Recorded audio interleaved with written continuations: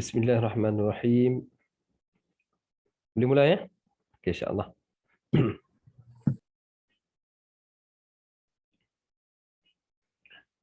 Bismillahirrahmanirrahim. Alhamdulillahirrabbilalamin. Wassalatu wassalamu ala asyrafil anbiya'i wal mursalin.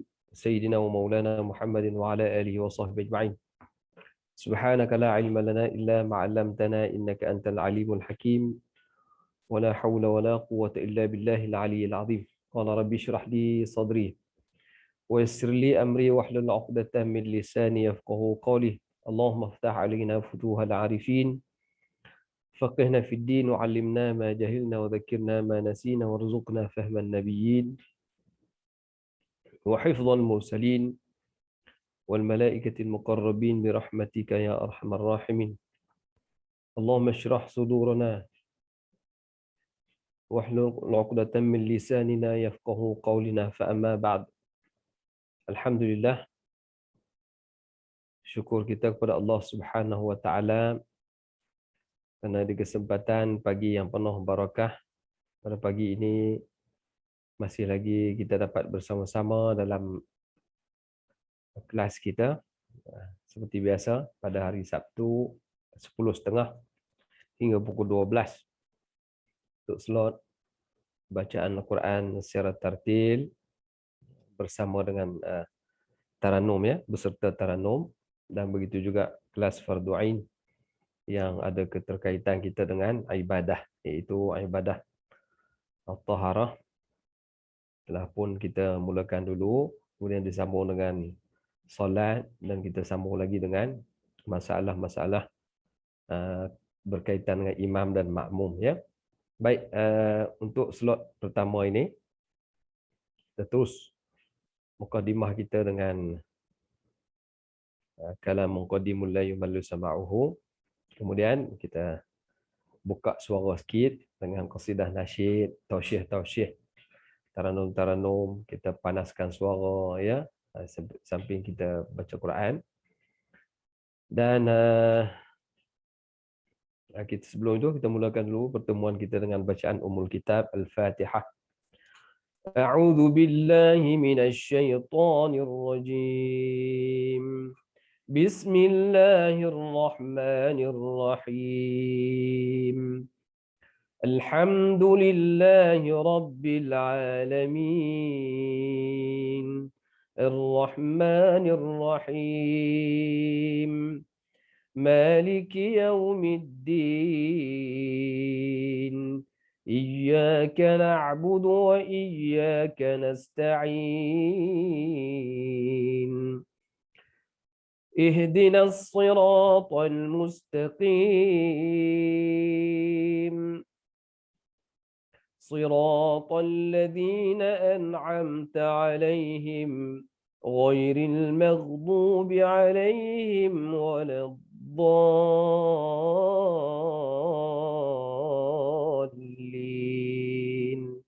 آمين. Okey, kita mulakan dulu. Kita mulakan dengan qasidah Kalamun Qadimullah sebagai lagu tema kita dan doa dalam ayat-ayat tersebut ya. Kita mulakan.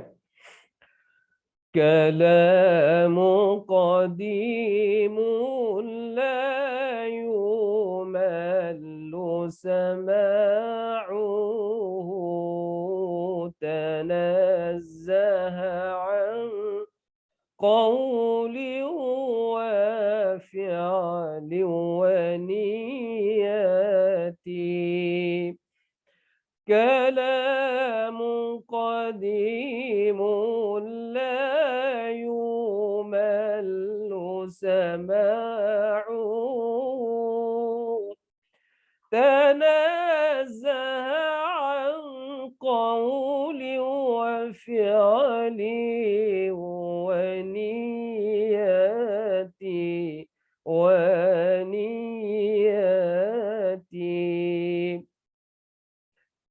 bihi ashtafi min kulli da'i wa nuruhu dalilul liqalbi 'inda jahli wa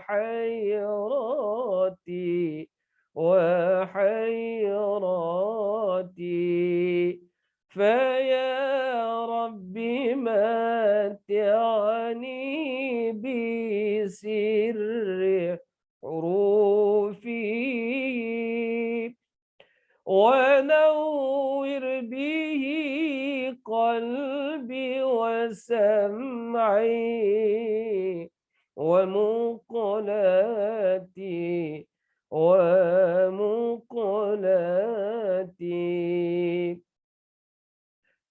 وسهل علي حفظه ثم درسه بجاه النبي والآل ثم الصحابة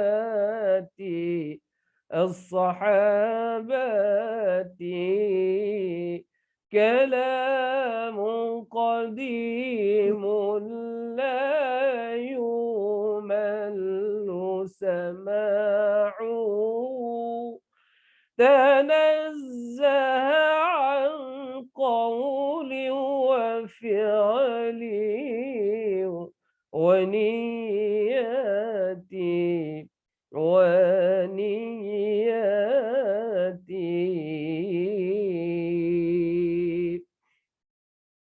Oke, kita terus dengan lagu yang kedua kita pada pagi ini sebagai kita panggil memanaskan suara kita lagi ya. Kita tengok ini kita iringi sikit dengan alunan muzik. Terus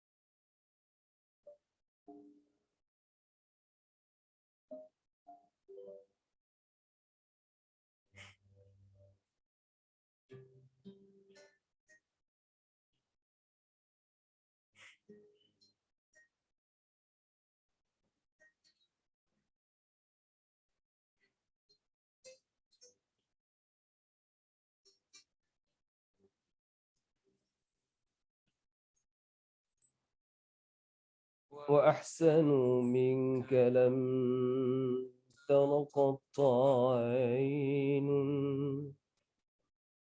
وأجمل منك لم تلد النساء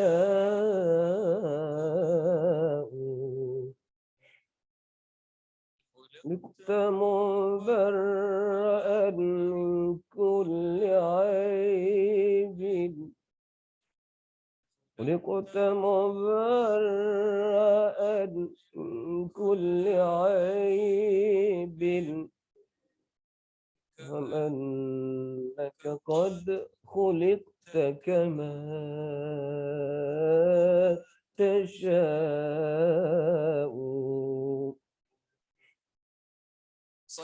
على خير الأنام المصطفى بدر التمام صلوا عليه وسلموا يشفع لنا يوم الزحام صلوا على خير الأنام المصطفى بدر التمام صلوا عليه وسلموا يشفع لنا يوم الزحام يا نفس طيبي باللقاء يا عين قر أعينا هذا جمال المصطفى أنواره لاحت لنا يا نفس طيبي باللقاء يا عين قر أعينا هذا جمال المصطفى أنواره لاحت لنا لنا نلنا المنى زال العنا وفالهنا والدهر أنجز وعده والبشر أضحى معلنا.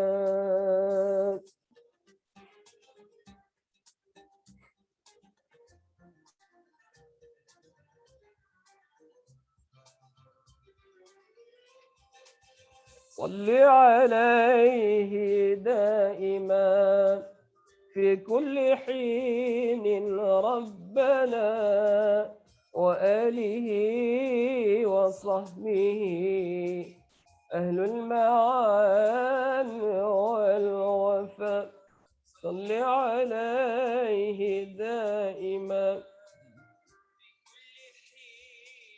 ربنا، وآله وصحبه أهل المعان والوفاء.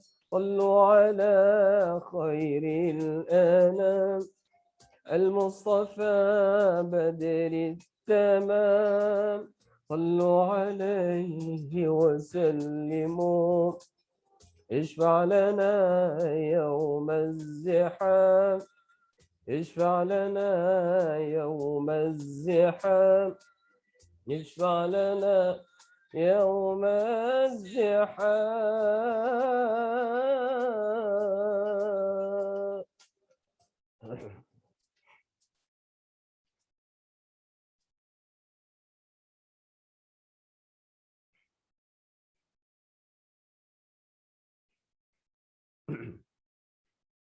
Hadirin muslimin, muslimat yang dikasihi dan dirahmati Allah sekalian. Itu contoh ya. Saya sampai dah apa suara kita pun dah lembut beberapa kali. Kita dah latih beberapa kali kan. Tadi diiringi dengan muzik supaya mendatangkan lagi rasa semangat kita ya. Secara mudahnya kalau tuan nak ikut, nak lembutkan suara, boleh latih dengan kaedah selawat ini ya. Dan saya bawa atas tujuan kita dapat latih situ. Contohnya kita bagaimana nak melembutkan suara, bagaimana kita nak mengalungkan suara ya. Bagaimana kata Nabi, iqra'ul Quran biluhunil Arab. Ya, bacalah Quran dengan lahan. Lahan ni sebutan, lengok, cara baca ada cara sebutan orang-orang Arab. Jadi nak sampai ke tahap itu tuan-tuan, kita juga kita lengok, sampai lengok tu kita nak lembutkan suara. Ya, bagaimana lembutkan suara? Secara tak langsung kita kena melatih diri kita dengan melagukan suara kita selalu ya. Jadi kita pilihlah lagu-lagu yang baik, contohnya macam selawat ini cukup sesuai lah bagi tuan-tuan dan puan-puan. Banyak lagi selawat yang lain, saya bawa yang ni tujuan sebab perkara ini ataupun lagu ni pun zaman kita lah ya, zaman sekarang. Kalau dulu dia nak lagu tak ada muzik, dia kata lagu yang ada muzik ni haram ya. Bila dikaji-kaji balik mengikut perkembangan semasa, maka hukum tidak menghalalkan cara ya. Hukum tidak menghalalkan cara. Namun ada keharusannya atas mendatangkan keimanan. Sebab itu yang ini dijawab oleh Yusuf Al-Qaradawi ya. Yusuf Al-Qaradawi jawab, harus atas sebab ia mendatangkan keimanan kita pada Allah. Ya, dengan kita salawat tadi diselangi dengan muzik, membawa kepada kita rasa lagi satu perasaan kecintaan kita pada Nabi dan Allah Taala. Ya, secara mudah tuan-tuan, tadi mungkin muzik kuat, jadi tuan-tuan tak nak ikut rasa susah. Ya, kita sekali lagi kita cuba alunkan tanpa muzik ya, sekali lalu Lepas tu kita terus kepada fokus kita untuk hari ini, bacaan surah dan taranum yang akan kita alunkan pada surah yang kita pilih pada hari ini insya-Allah. Sekali lagi ya, tanpa muzik. Tadi diiringi dengan muzik. Jadi tuan-tuan boleh tengok di slide tu dan saya cuba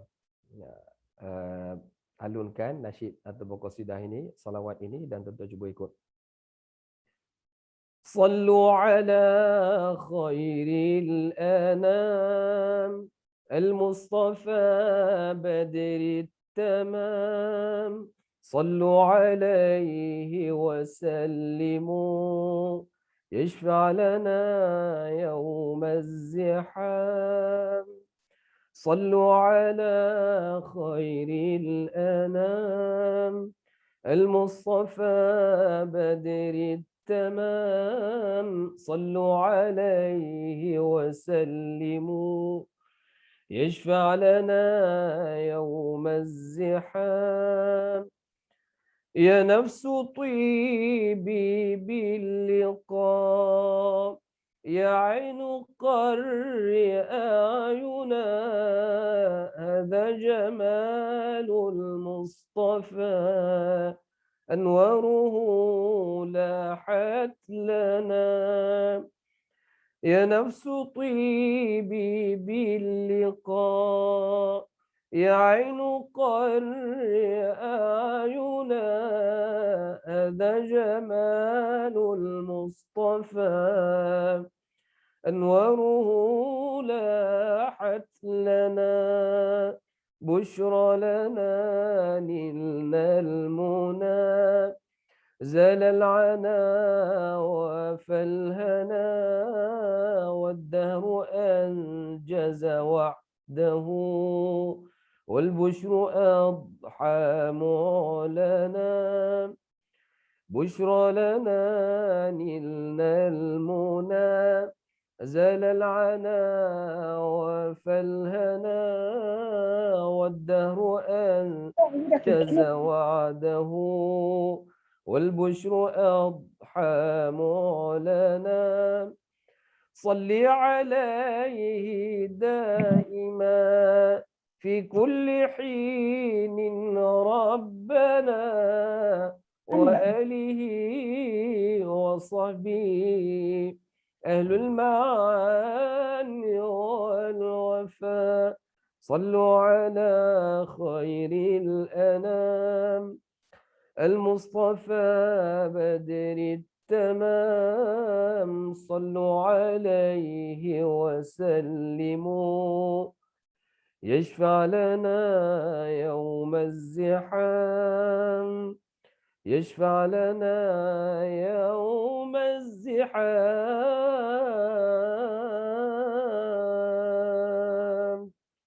Okey, baik tuan-tuan.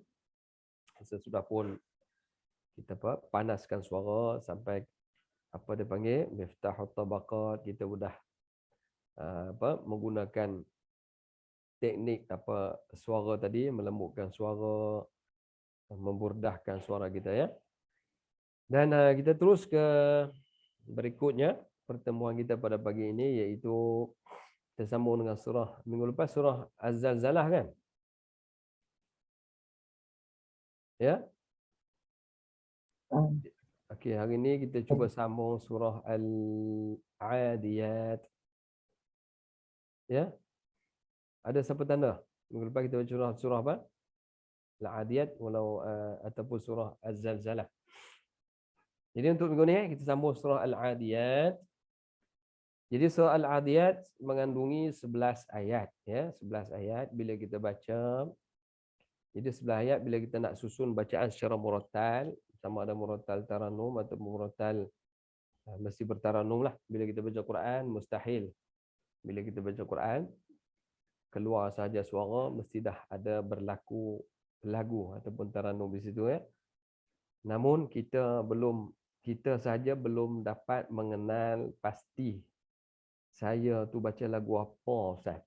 Ya, kita bertanya. Saya baca selama ni lagu apa Ustaz? Ya, nak tahu kita baca lagu apa, sekejap lagi tuan-tuan boleh baca ayat ini. Ya, bila tuan-tuan baca, kita nampaklah tuan-tuan baca lagu apa, dan surah insya-Allah tak susah ya. Surah Al-Adiyat, surah lazim ya, yang mudah untuk kita baca. Dan bacaan kita murattal tarannum, maksudnya kita baca umpama kita baca dalam sembahyang ya. Dalam Al-Quran kita akan baca 3 kategori ya. Pertama tahqiq. Tahqiq ni bertarannum pun kira tahqiq jugalah, lambat-lambat. Orang mula belajar Quran pun tahqiq juga ya. Contoh saya bagi, kalau dia mula belajar Quran macam mana dia baca? Wal adiyati dhabaha. Ya, tak susah. Dia lambat-lambat ya. Jadi kita tengok anak-anak kita, kadang-kadang kita pula tak sabar, cepat sikit. Marah anak kita. Sebab apa? Baca lambat. Kawan baru nak mengenal huruf memang lambat lah ya. Jadi wal adiyat. Kita sabar, kita pun diyatil dhabah. Nanti dah dia mahir sampai dewasa, mustahil lah dia dah baca slow macam tu kan. Jadi kaedah ini dia panggil tahqiq, ataupun kita baca bertaranum lambat. Wal adiyati dhabha. Ya. Orang tanya itu tak salah tajwid ke Ustaz? Lambat sangat. Itulah dipanggil ketiga kategori tadi. Tahqiq dibaca lambat-lambat atas sebab nak apa?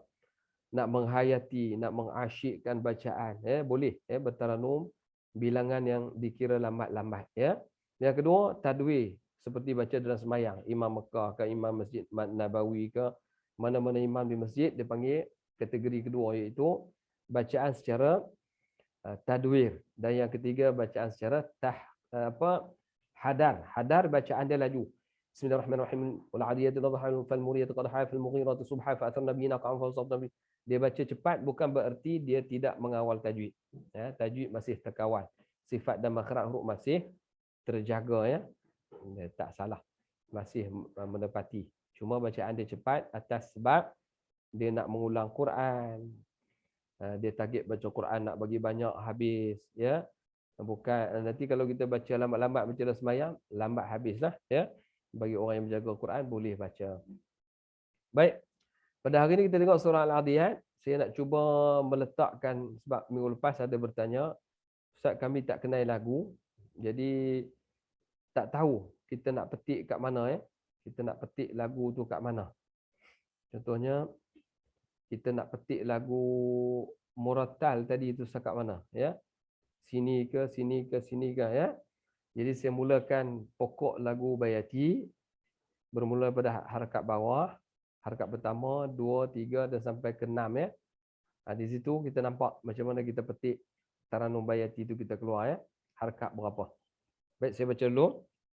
Kita tuan ikut, A'udzubillahi minasyaitanir أعوذ بالله من الشيطان الرجيم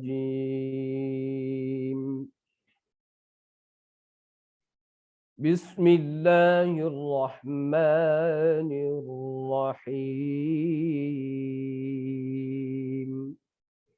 Itu dikira kategori qarar, Kita tengok pada ayat pertama, harakat pertama Taranum Bayati,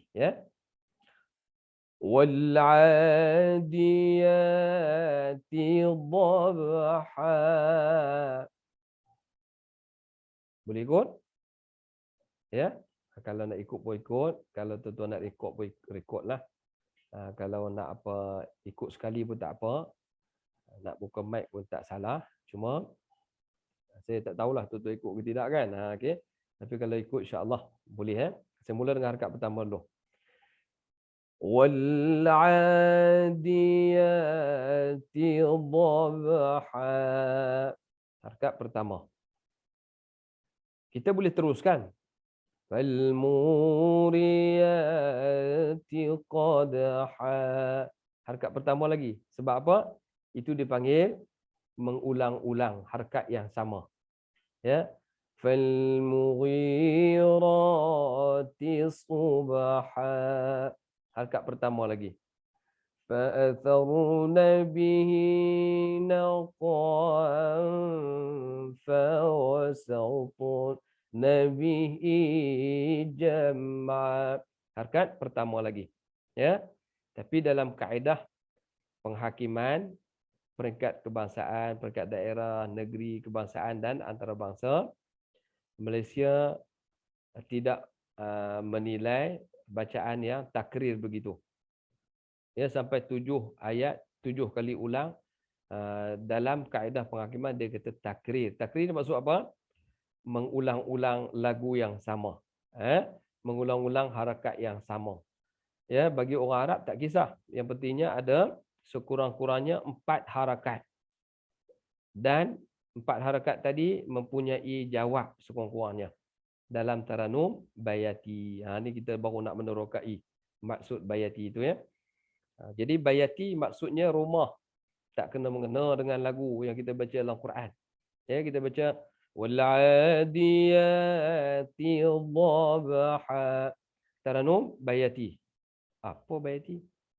Apa maksud bayati? Bayati maksudnya rumah. Bayat.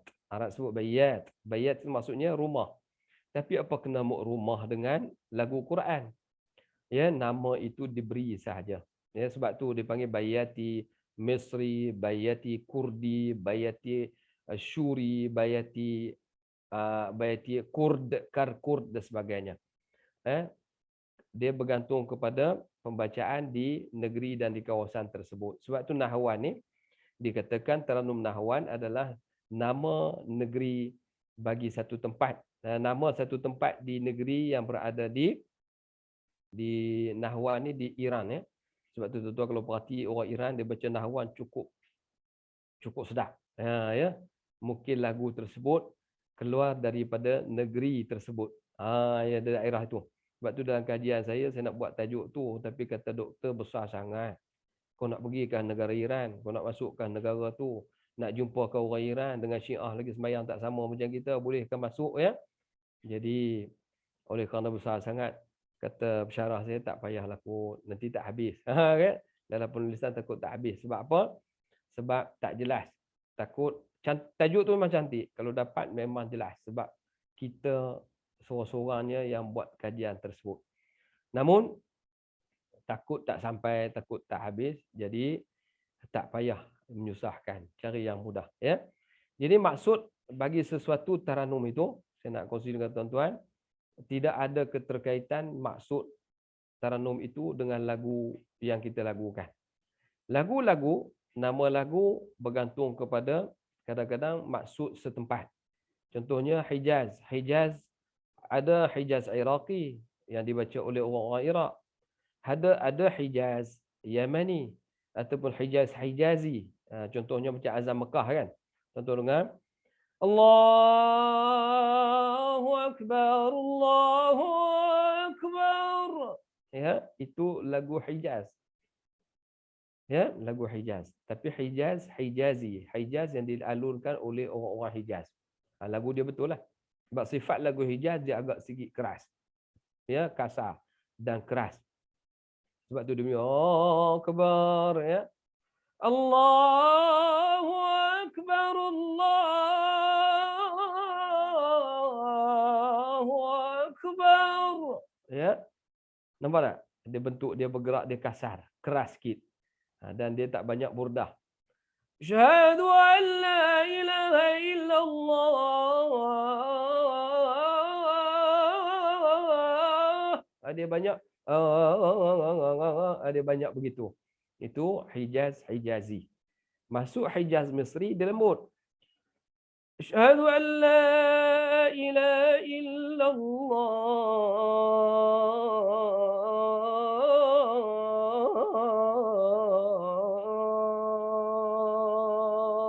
Dia lembut dan lagi merdu, nampak bentuk kelembutan lagu padang pasir ya. Dia jadi merayu, mendayu dan sifat Hijaz itu senaru lagu yang dikatakan lagu yang berbentuk lagu sedih. Itu kita kongsilah sikit maklumat tu. Jadi balik pada bayati tadi. Jadi wal adiyati dhabha, kalau kaedah penghakiman di Malaysia dia tak menggalakkan kita takrir harakat. Takrir harakat ni maksud apa? Dalam harakat kalau kita kata 5 harakat mad jaiz, mad wajib, itu 5 harakat yang kita bilang panjang dia dengan jari. Harakah tu jari bergerak. Ya, dulu dia tak bilanglah jari kaki, dia tunjuk tangan je ya. Harakah iaitu al-qari'atu mal-qari'atu wa ma. Kita bergerak jari bila mad tu dipanggil harakat. Manakala harakat di dalam taranum. Ya, harakat dalam taranum saya nak kongsi sikit. Maksudnya harakat dalam taranum, istilah-istilah yang membosankan kita, istilah yang tak boleh memberi kefahaman. Ya, kita tak faham. Kadang-kadang istilah ni menjadikan kita jadi malas nak belajar. Ya, malas nak belajar taranum. Apa istilah payah-payah sangat. Sedangkan kita nak belajar Quran saja, kan? Jadi tak apa. Okey, tengok ni istilah-istilah penting dalam ilmu taranum. Mari kita kongsi sikit sebelum kita baca ya. Dia kata apa? Iaitu untuk bertaranum, para qari dan qari'ah semestilah mengetahui dan mengenali beberapa istilah-istilah asas yang penting untuk menggarapkan bacaan mereka antara istilah-istilah tersebut. Ya, kita baca Quran tiba-tiba guru kita kata, okey, harkat pertama. Apa dia harkat pertama pula? Tak faham ni. Tengok harkat ialah suatu alunan irama. Alunan irama kita wal-'adiyati dhabha. Itu harkat pertama. Dia panggil alunan irama yang mengandungi beberapa qita'ah dan satu mahattah. Tu dia lagi tak faham. Apa dia qita'ah di sini? Apa dia itu mahattah? Ya, insya-Allah tak menyusahkan kita ya. Tak payah dan tak susah. Maksudnya harakat sini satu irama yang kita lakukan tadi, Taranum Bayati. Harakat pertama kita baca pada ayat pertama, harakat pertama itu tingkatan suara yang pertama. Qita'ah ni maksudnya kita memotong. Macam tadi kita boleh sambung ayat panjang, ya. Tapi kita berhenti pada wal 'adiyati dhabha sebab dia dah cukup waqaf tam. Ya. Waqaf dia sempurna dah di situ dan kita nak pendekkan ayat mengukur nafas kita. Ya. Jadi wal 'adiyati dhabha. Satu harakat, satu alunan pertama, irama yang pertama, Taranum Bayati. Pertama kita baca pada ayat pertama dan mula harakat pertama. Pergerakan irama kita yang pertama. Ya. Pertama kita bergerak lagu, irama yang pertama ataupun lagu pertama, harakat pertama. Harakat tu irama lebih kurang alunan irama lah. Ataupun tingkatan yang pertama. Lalu disebut, ya, dia kata irama yang mengandungi di dalam irama tadi, dalam harakat ayat pertama tu, kita boleh potong lagi. Tapi dah ayat tu terlalu pendek. 3 kalimah je wal 'adiyati dhabha. 2 kalimah sahaja, mana tak perlu kita potong. Kecuali ayat tu sebaris setengah. Maka kita potong pendek-pendek. Kerat dia potong pendek-pendek supaya ukur harakat tersebut, baris tersebut dengan nafas kita. Takut nafas kita pendek, tuan-tuan, ya, baca tak sampai. Jadi begitu juga dia kata dan satu mahattah. Satu mahattah ni maksudnya tempat perhentian. Mahattah ni tempat perhentian. Kalau dalam istilah ilmu tajwid dia panggil waqaf. Dalam kita berjalan sampai. Kalau kita naik kenderaan, tuan-tuan, nak pergi ke mana? Nak pergi ke Shah Alam, ya, kita sampai Masjid Negeri, kita berhenti situ. Dia panggil mahattah. Tempat perhentian. Kita berhenti di mana? Di masjid. Tak kira lah mana kita berhenti, kira mahattah. Ya, tempat berhenti. Kemudian kalau kaedah dalam bacaan murattal biasa kita sembahyang ni, dia panggil waqaf. Alhamdulillahi Rabbil Alamin Ar-Rahmanir Rahim Maliki Yawmiddin. Itu mahattah ya. Dia panggil waqaf pertama, waqaf kedua, waqaf ketiga. Namun dalam taranum dia panggil mahattah. Kenapa panggil mahattah? Dalam perjalanan mahattah juga. Dalam ilmu taranum lebih sesuai dikatakan mahattah kerana kita berhenti itu dalam keadaan tempat yang baik. Maksudnya kita berhenti dengan lagu maqamat kita tu sesuai tempat kita berhenti. Kalau kita kata waqaf, menyamai pula dengan tajwid. Dia letak untuk irama taranum mahattah. Ya, tuan-tuan faham ya? Insya-Allah tak susah. Yang kedua, qita'ah. Dah sebut qita'ah tadi. Ni di sini ada perkataan qita'ah, iaitu satu alunan irama pendek tanpa mahattah. Maksud qita'ah ni kita baca wal 'adiyah. Kita berhenti situ. Kemudian dhabha. Sebab itu 2 kalimah tak berapa sesuai. Ya, kalau Fatihah kebiasaannya kita kata beginilah. Kita sambung ayat. Wal 'adiyati dhabhan fal mughirat. Berhenti mughirat itu qita'ah, ya. Sebab lagu tu tak habis lagi.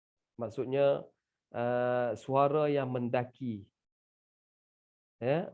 Salalim nuzul maksud suara yang menurun. Nuzulul Quran, turunnya Quran. Maksudnya suara kita menurun. La la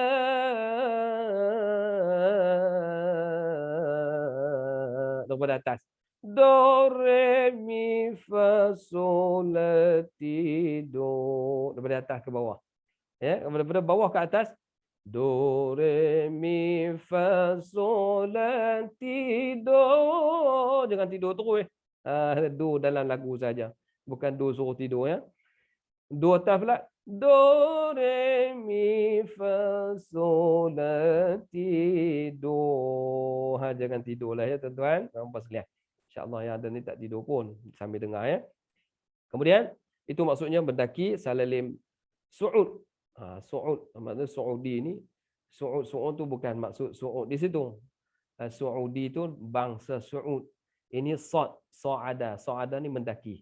Perkataan sa'ada itu memanjat, mendaki tangga. Ya. Nuzul, menurun. Tak ada menurun tangga ke, turun kenderaan ke, turun dari langit ke bumi ke dan sebagainya. Itu dipanggil turun suara. Suara kita menurun. Do, okey, faham ya? Kemudian istilah ikhtilalul lahan, iaitu kemahiran mencondongkan suara, iaitu suara kita, tuan pernah dengar tak? Lagu Hindustan. Saya suka kaitkan sebab ramai sini orang-orang yang kita panggil apa? Retro. Kan? Dalam tu ramai ya. Contohnya lagu dia Ullani ullani ho, ullani ullani ho, zindagi ishka fil mere hanna. Kan? Last kali ullani ullani ho, ullani ullani ho. Senang nak buat tu. Ya, dalam istilah ilmu taranum, lagu itu dipanggil suara nampak macam rosak, tapi suara itu dikatakan satu kesenian. Contohnya orang azan ya. Hayya 'alal falah.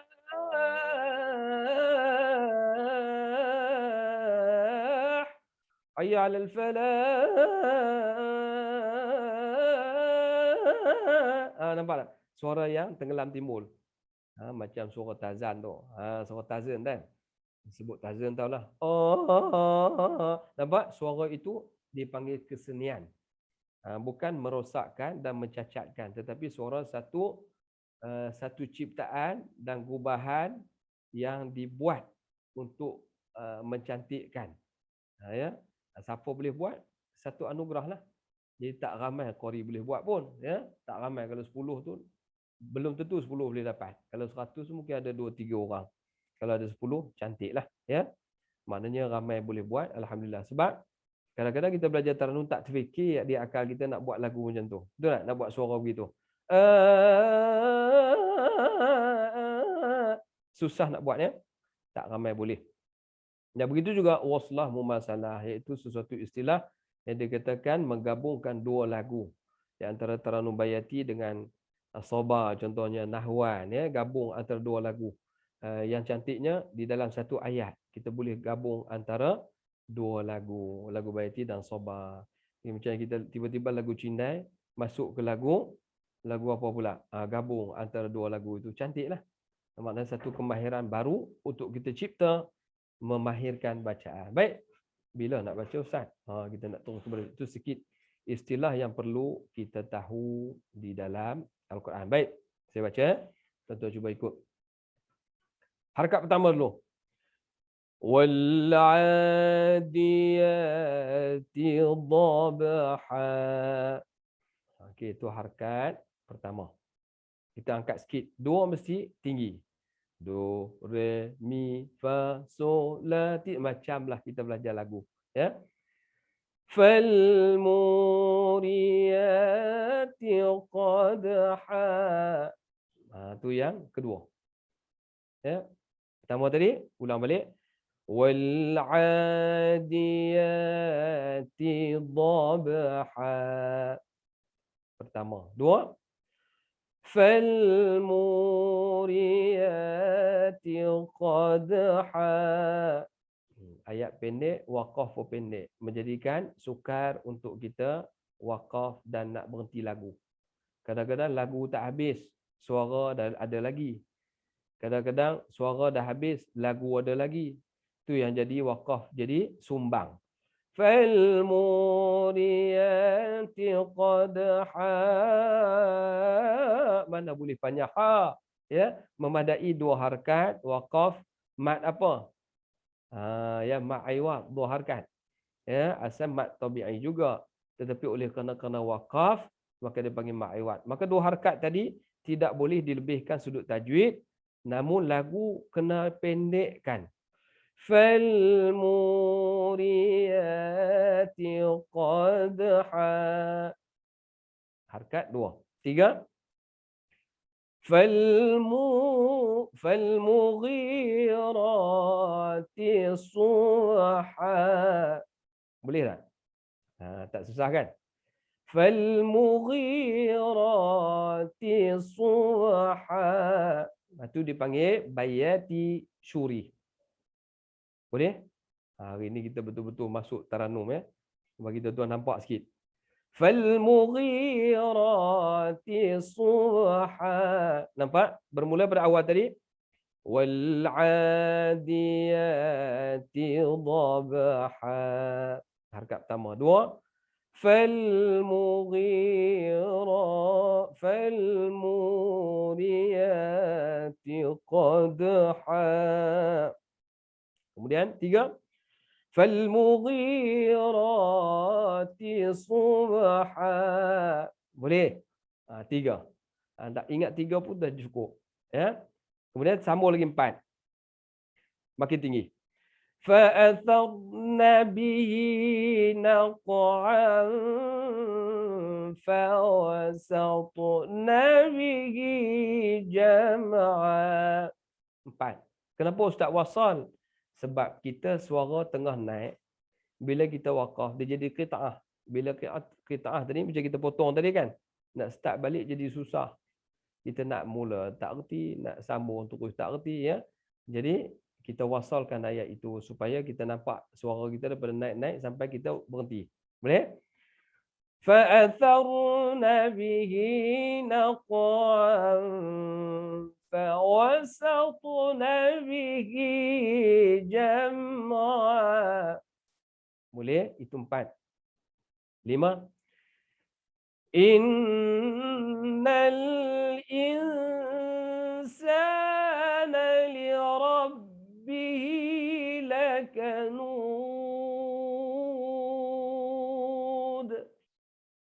Boleh? 5 tu kira harakat rangsangan. Harakat ni baris tadi lah. Pergerakan yang kelima. Harakat rangsangan jawab. Maksudnya kita merangsang untuk masuk ke lagu bayati yang tingkatan suaranya jawab. Ni dah sampai jawab lah. Wa innahu ala dhalika lasyahid. Nampak? Tinggilah sikit. Kalau kita ada suara lebih. Ya. Ini suara lebih. Suara kita ada jawab berjawab. Ini satu keistimewaan. Wa innahu lihubbil khairi lasyadid. Itu dia panggil qita'ah. Sebab suara tinggi perlu nafas yang panjang. Nampak? Jadi kita potong di situ, masih harakat jawabul jawab. Kemudian barulah kita sambung bagi habiskan harakat jawabul jawab tadi. Afala ya'lamu idza bu'thira ma fil qubur.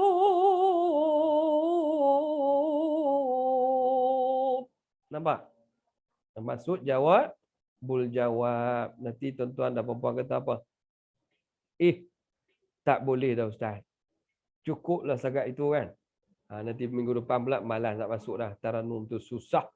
Mengaji apa tak boleh-boleh. Okey. Itu saya masukkan. Minta maaf kalau gangguan bunyi sebab belakang rumah orang tengah duk cuci apa? Cuci kawasan. Duk guna enjin cuci kawasan ya. Baik. Teruskan. Jadi di sini kita tak habislah sebab Taranum dah habis sampai ayat ke-9 harakat jawabul jawab. Ya, harakat pertama wal adiyat dhabha. Harakat dua fal muriyat qadha. Harakat ketiga fal mughirati subha. Harakat keempat ayat ke-4 dan 5.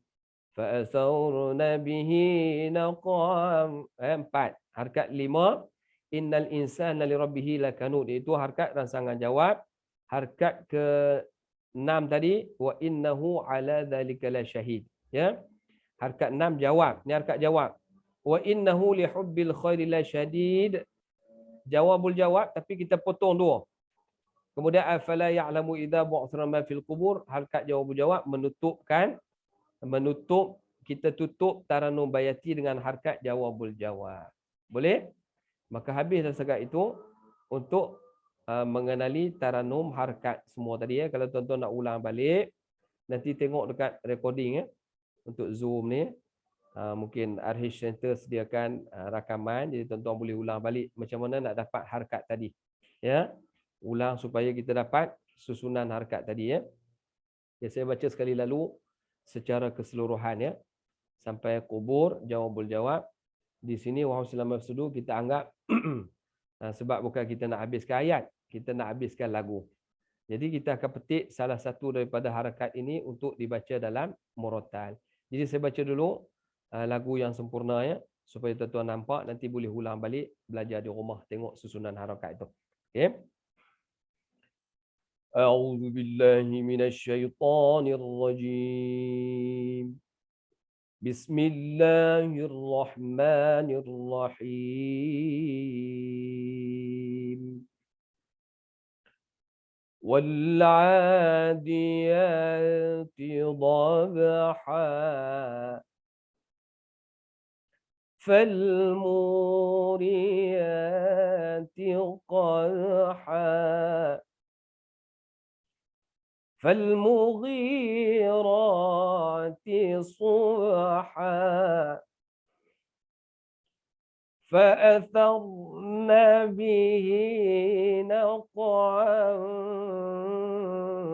فَوَسَطْنَ بِهِ جَمْعًا إِنَّ الْإِنسَانَ لِرَبِّهِ لَكَنُودٌ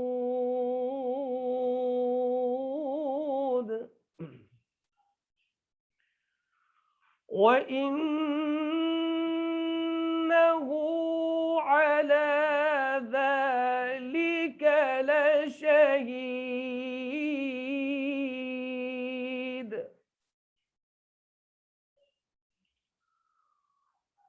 وَإِنَّهُ لِحُبِّ الْخَيْرِ لَشَدِيدٌ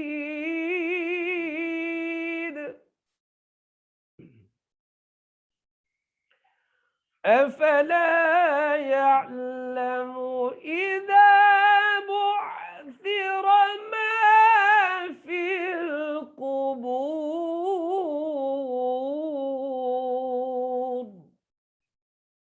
Sadaqallahul azim. Itu susunan yang sempurna untuk harakat tadi ya. Baik, kita nak petik untuk Taranum Bayati dalam bacaan dalam sembahyang ya. Ya, saya baca selalu, minggu depan kita praktik ya. Minta maaf sebab minggu ni kita terus huraian panjang sikit. Terus ya.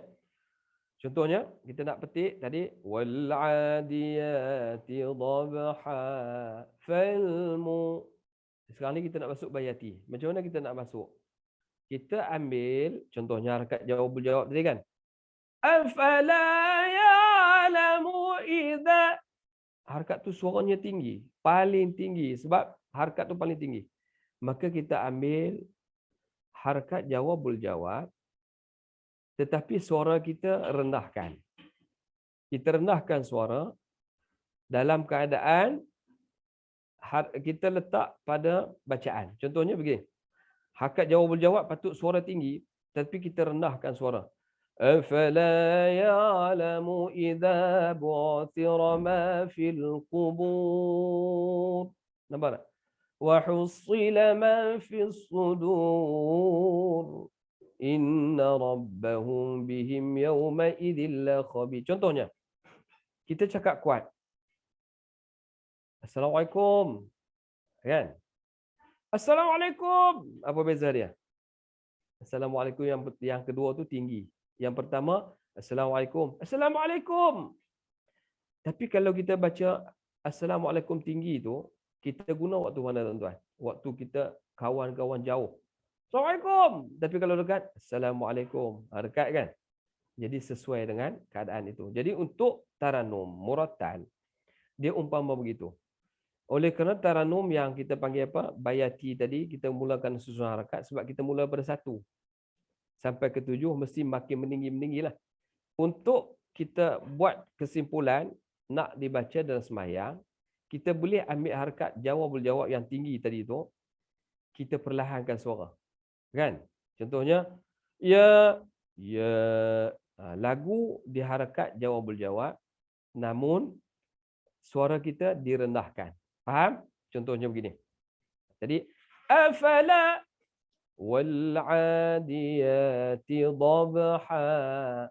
Nampak? Afala ya'lamu wal'adiyati dhabhan falmuriyati qadha. Kenapa kita tak mulakan dengan harakat pertama? Wal'adiyati dhabha. Kerana tak sesuai. Sebab bayati dia mula daripada bawah. Nanti kalau tuan-tuan mula harakat wal'adiyati dhabhan falmuriyati, makmum belakang akan tidur tuan-tuan. Dia kata apa imam ni nak baca apa ni, suara pun tak keluar. Jadi kita ambil harakat yang paling tinggi di atas ni. Okey, saya baca. Bismillahirrahmanirrahim. Wal'adiyati dhabha فالموريات قدحا فالمغيرات صبحا فأثرن به نقعا فوسطن به جمعا إن الإنسان لربه لكنود وإنه على ذلك لشهيد وإنه لحب الخير لشديد أفلا يعلم إذا بعثر ما في القبور وحصل ما في الصدور إن ربهم بهم يومئذ لخبير. Boleh? Itu susunan. Kita guna suara harakat itu di tempat jawab dan jawab tadi, tetapi suara direndahkan, dimasukkan pada ayat yang kita nak baca secara murattal. Untuk taranum bayati memang itulah kesesuaiannya. Kenapa? Kita tak boleh mula dengan harakat pertama, kerana harakat pertama dia mula daripada qarar, suara yang paling rendah. Maka bacalah sembahyang menyebabkan bacaan kita tidak menarik perhatian para jemaah, ya, menyebabkan kita sendiri pun bosan, makmum pun tidur, ya. Baik tuan-tuan yang dikasihi dalam rahmat Allah sekalian, saya rasa dah 10.35 dah. Kita stop dulu untuk sesi pertama berkenaan dengan bacaan Al-Quran murattal dalam solat, dan kita mengenali sikit hari ini kaedah bagaimana nak bertaranum, ya. Kalau tuan-tuan rasa tak puas hati, tak ingat, boleh ulang semula dalam Zoom live yang telah dibuat record ataupun telah direkodkan oleh pihak RH Center, ya. Admit kita telah pun record, ya. Tuan-tuan boleh ulang kat situlah. Di minggu depan kita test bacaan, boleh ulang ayat dan surah yang sama, dan boleh tambah pada surah yang akan datang, Al-Qari'ah dan sebagainya. Untuk slot pertama, semua tilu sekat itu boleh, ya. Untuk kita masuk sikit bab yang kedua, iaitu ataupun kita bagi slot yang kedua berkenaan dengan ibadah. Ya. Baik, kita balik kepada ibadah, iaitu kita tutup dah. Kita berhenti dulu sekat itu untuk sesi pertama, iaitu bab bacaan murattal bertarannum. Ya, hari ini kita buat pengenalan tarannum bayati. Minggu depan kita boleh praktik terus, masuk je kita start bayati, terus baca. Kalau masa tu panjang, kita nak tambah lagi dengan tarannum yang lain, kita cuba kenal tarannum yang kedua pula, iaitu tarannum yang berikutnya, hijaz, nahwan, rasikah, jaharkah dan soba dan sebagainya. Baik, kita terus ya. Untuk slot yang kedua, iaitu berkenaan dengan ibadah, ya, hukum di dalam solat, ya. Baik, bismillahirrahmanirrahim. Kita sambung perbincangan kita pada slot yang kedua pada tengah hari ini, iaitu berkenaan dengan apa ibadah kita, ya. Hari itu kita bicara banyak tentang solat. Hari itu kita telah pun berbicara tentang solat, tentang taharah, ya, tentang kita bersihkan diri kita sebelum solat. Tidak dikatakan solat kalau siapa yang tidak ada wudu. La solata liman wudu'alah. Ya, tidak dikatakan solat bagi siapa yang tak ada wudu. Dan wudu pula ada dua cara. Satu wudu dengan secara air, yang memang secara fitrah lah, ya. Yang kedua wudu yang dikatakan ganti air, iaitu dengan taharah melalui debu, ya, debu yang tanah, daripada tanah, ataupun debu-debu yang ada di dinding, di bantal dan sebagainya. Kita dah bicara panjang dulu berapa siri yang lalu, bicara tentang bagaimana wudu dengan tanah yang menggunakan apa kita letak di batu, untuk cara wudu, secara bagaimana nak ambil wudu dengan secara tayamum, ya, dan wudu ataupun tayamum cara orang sakit, diselang-seli. Kalau dekat sini luka, kita kena tayamum dulu sekali, kemudian sapu. Kalau tangan luka, kita tayamum sekali, kita barulah basuh, ya.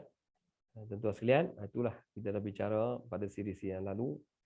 Kalau tak ingat, boleh ulang baliklah, ya, recording tu. Dan siri yang berikutnya, kita sambung dengan minggu lepas, last, ya, pertemuan kita, bicara kita tentang bagaimana kita berwudu, solat, ya, last sekali minggu lepas, iaitu tertib lah, last sekali. Tertib ni maksudnya bila kita mula muftatihatun bitakbir wa mukhtatimatun bitaslim, kata Nabi, ya. Bila solat itu mulanya dengan takbir, takbiratul ihram. Ini sunat, angkat tu sunat, ya. Takbiratul ihram kita dalam keadaan menghadap kiblat, menuju ke kiblat, melihat kiblat kita, fokus apa yang kita nak ibadat tu, menghadap kiblat, dan niat.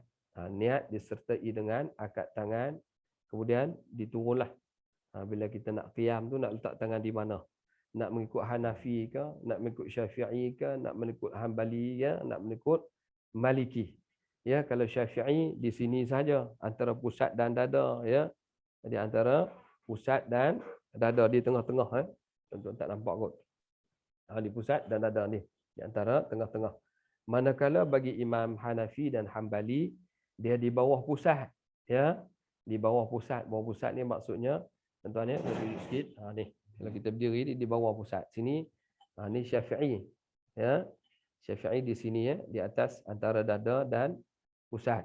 Jadi ini bawah pusat, Maliki dan Hanbali, Hanafi dan Hanbali.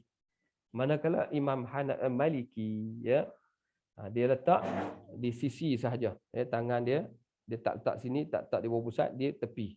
Macam kita duduk bersedia nak berkawat tu. Ya. Masing-masing ada dalil yang tersendiri. Ada dalil yang tersendiri di sudut pandangan mereka. Walaupun orang kata ma'qulatun alaih, itu semua atas pandangan mereka, nak meletakkan sahih ataupun tidak, nak ambil dalil hadis sahih ataupun hadis tak sahih. Di situ tuan-tuan dan puan-puan sekalian, atas pengamatan mereka bukan berdasarkan nafsu. Ya. Nama orang kata apa ni?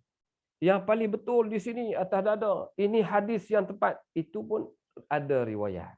Oleh kerana semua ada riwayat hadis, jangan kita menyalahkan pandangan-pandangan ulama yang lain, kerana mereka juga mengistimbatkan berdalilkan pada hadis Nabi SAW. Hadis itu pula diambil contohnya Imam Malik. Imam Malik saya pernah cerita pada tuan-tuan, seorang yang alim, dia kata aku tidak pernah tidur malamku dan tidak pernah aku mimpi dalam tidurku melainkan aku mimpi Rasulullah. Bagaimana dia kasih ke Allah, kasih ke Rasulullah, ya, bagaimana dia kasih kepada Rasulullah.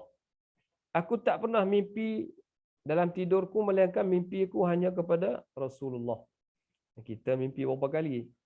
Kita banyak mimpi hantu datang nak cekik.